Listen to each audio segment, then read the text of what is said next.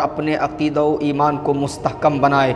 مشکوٰۃ شریف جلد ثانی باب فی معجزات فصل ثانی حدیث نمبر 8 صفحہ نمبر 541 سطر نمبر 6 7 8 9 10۔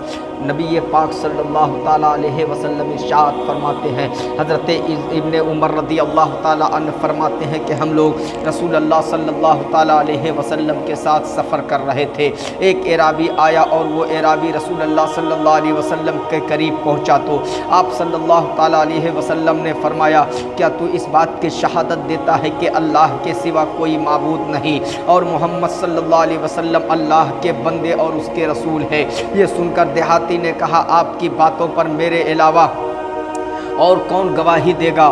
تو حضور صلی اللہ علیہ وسلم نے فرمایا، یہ ببول کا درخت گواہی دے گا۔ یہ فرما کر آپ نے اس درخت کو بلایا۔ آپ وادی کے کنارے تھے۔ وہ درخت زمین کو چیرتا پھاڑتا چلا یہاں تک کہ آپ کے سامنے کھڑا ہو گیا۔ تو حضور صلی اللہ علیہ وسلم نے اس سے اس بات کی 3 مرتبہ گواہی لی۔ اس درخت نے تینوں بار گواہی دی کہ حقیقت میں ایسا ہی ہے جیسا کہ آپ نے فرمایا۔ اس کے بعد وہ درخت اپنی جگہ چلا گیا۔ چاند شک ہو پیڑ بولے جانور سجدہ کرے، چاند شک ہو پیڑ بولے جانور سجدہ کرے، بارک اللہ مرجع عالم یہی سرکار کا ہے۔ رستم اور دارا پہلوان کے نام آپ نے ضرور سنا ہوگا۔ اس کی طاقت کا چرچا پوری دنیا میں گشت کر رہا ہے، لوگوں کے دلوں میں چھایا ہوا ہے، مگر آپ نے کبھی ایسا پہلوان نہ دیکھا ہوگا اور نہ سنا ہوگا جو درختوں کو اکھاڑ دیتا ہو۔ کاٹتے ہوئے تو دیکھا ہوگا مگر اکھاڑتے ہوئے نہیں دیکھا ہوگا۔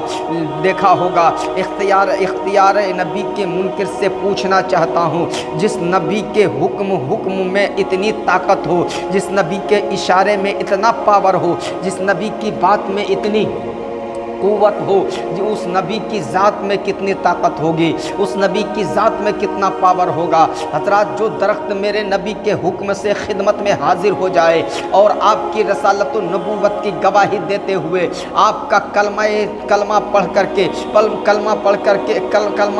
کے لا الہ اشہد اللہ الہ الا اللہ وحدہ لا شریک لہ واشہد ان محمدن عبدہ ورسولہ کا ورد کرنے لگے، مجھے بتائیے یہ اختیار مصطفیٰ نہیں تو اور کیا ہے؟ اسی لیے تو کسی شاعر نے کہا ہے، عقل ہوتی تو خدا سے نہ لڑائی لیتے، عقل ہوتی تو خدا سے نہ لڑائی لیتے، یہ گھٹائیں انہیں منظور ہے بڑھانا تیرا۔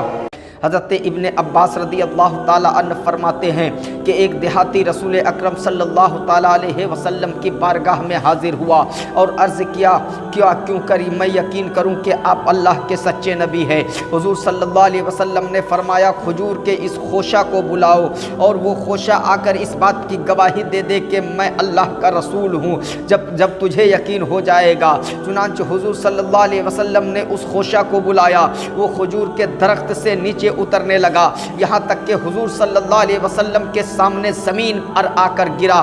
پھر آپ نے فرمایا، ارجی، واپس چلا جا۔ فقعدا، تو وہ پھر واپس چلا گیا۔ اپنے مولا کی ہے بس شان عظیم، جانور بھی کرے جن کی تعظیم، سنگ کرتے ہیں ادب سے تسلیم، پیڑ سجدے میں گرا کرتے ہیں۔